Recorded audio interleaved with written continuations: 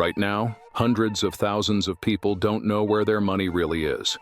They trusted a man who promised freedom without banks, safety without audits, and certainty without verification. More than $1 billion moved into systems that couldn't be independently checked or easily exited. When questions appeared, people weren't answered. They were mocked, muted, removed.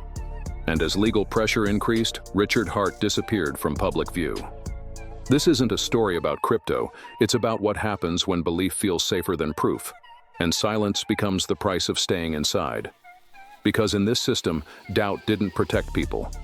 It isolated them. Richard Hart presented himself as a visionary. He promised financial freedom without banks, without intermediaries, without trust in institutions. Only trust in him and in the community around him. Hundreds of thousands followed. Their money moved into systems they couldn't independently verify or easily exit.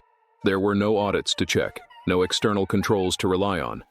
Verification wasn't impossible, it was discouraged, and belief became the substitute.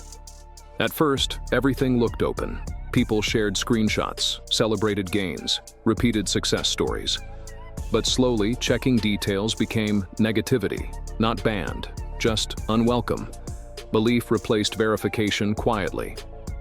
Richard Hart didn't ask followers to examine structures. He asked them to trust confidence, repetition, and volume.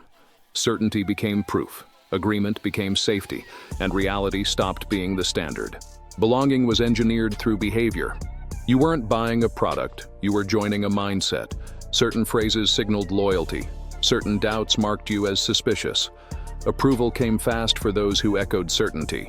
Silence followed those who questioned it. Alignment felt warm, accuracy felt risky, and most people adjusted, not to be correct, but to remain included. This is where money turned into leverage. People asked where funds were stored, how access worked, what happened if something went wrong. Those questions weren't answered, they were mocked, screenshots circulated, usernames were ridiculed, doubters were labeled weak or malicious. You watched it happen, and when your turn came, you didn't ask. You stayed quiet because losing money felt bad, but losing belonging felt worse. Richard Hart reinforced this dynamic publicly. He displayed wealth, certainty, and dominance as arguments. Luxury wasn't decoration, it was authority. Criticism was dismissed as jealousy or ignorance. Questions were reframed as attacks. He didn't need to silence people directly. The community did it for him. That's power, not volume. The billion-dollar scale intensified everything, not because of numbers, but because of commitment. The more people invested, the harder it became to leave. Walking away meant admitting a mistake publicly.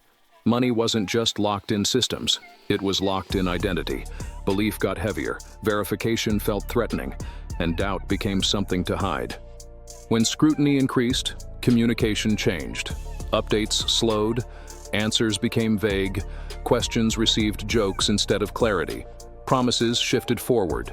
Silence appeared, framed as strategy. This is the moment where most people feel it. A quiet tension they can't explain, but don't want to name. Leadership faded from view. Believers filled the gaps themselves. Imagination fully replaced verification. The fallout wasn't instant. It arrived as confusion, distance, and quiet exits.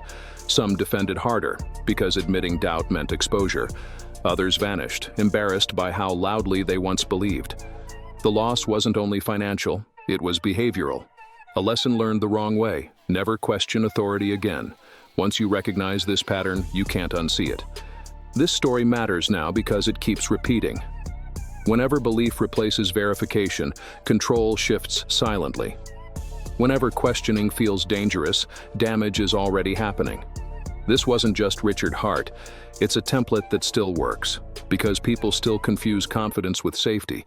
If silence feels like the cost of staying inside, you're already paying. And waiting rarely protects you. More investigations coming.